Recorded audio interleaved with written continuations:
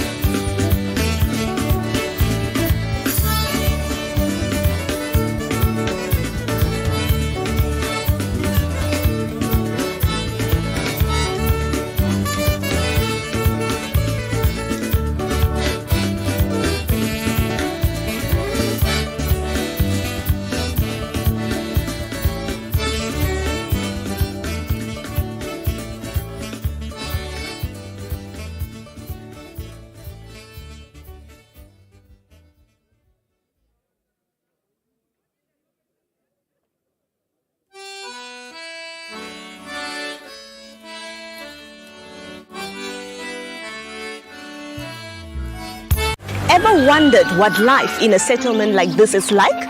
Well, this Sunday we spent time with the community of Bagani in Kavango East.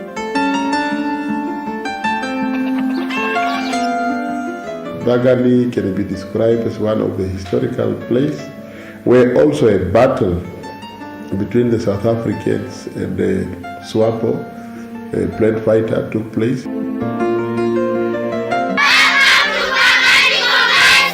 It's a rural school, but they can just be like any other.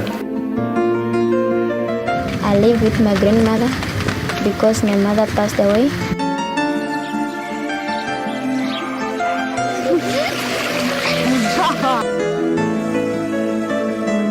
That is on In the Community with Ilago Shitatala at 5:30, only on NBC1.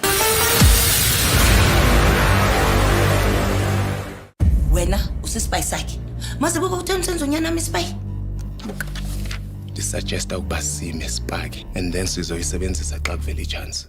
Awuthi tense uthi senganto umshado wami ungena pho entweni zabantu abadala Asikisi mratu. Akusento icabanga sina. Yezwa bathi umukhwe wakho ufuna itaxi.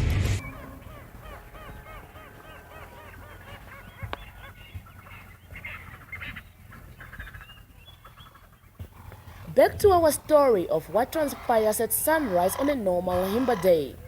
After the fire has been set, the men who did set the fire will go into the crowd to do inspection first.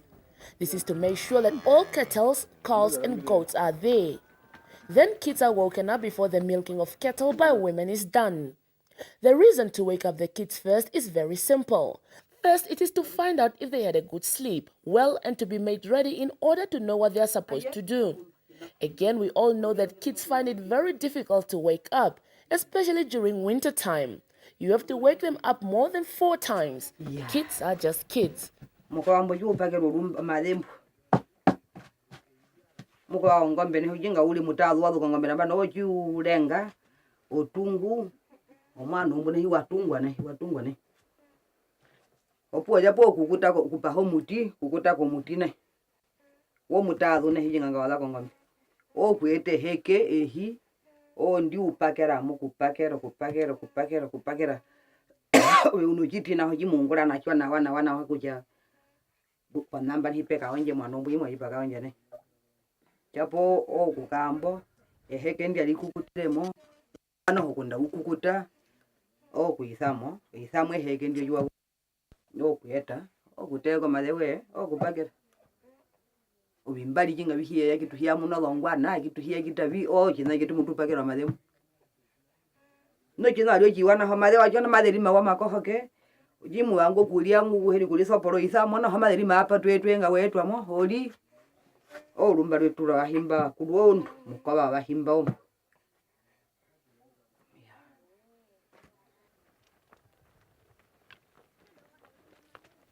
The milking of the cows can be delayed depending on the day break. Like during winter, people can wait for the day to get warmer. Then the milking can be done around 8 in the morning. Other Himba people share their space with cattle. The kraal is put in the middle of the homestead, surrounded by all the huts in the homestead. One reason is for the women not to walk long distances to go and do what they do best and with pride.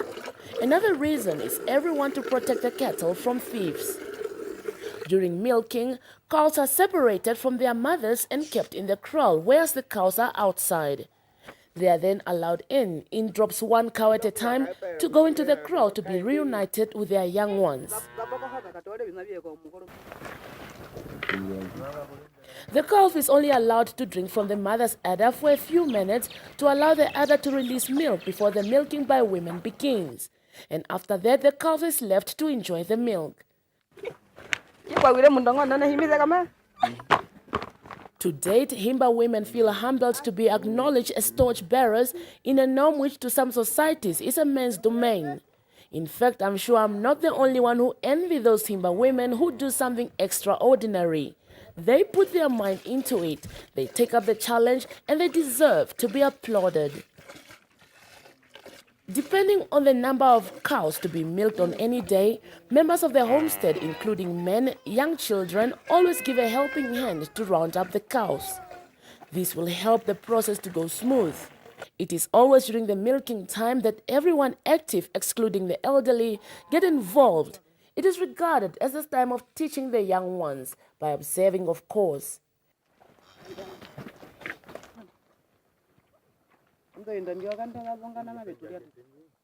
Milking a cow is a process which can be lengthy and tiring. First, it's always advisable to have a rope to tie the hind legs of a cow to be milked. This will let the cow stand still until the process is over. It is a must that one must have a small stick while milking. This is because the calf needs its milk too. Because of the kindness of women by nature, she sometimes allows a calf to drink from the other side while she is busy. It is an instinct of mother's tenderness.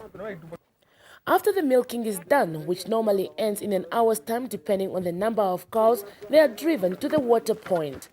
These days it is normally done by young boys, young men and young girls.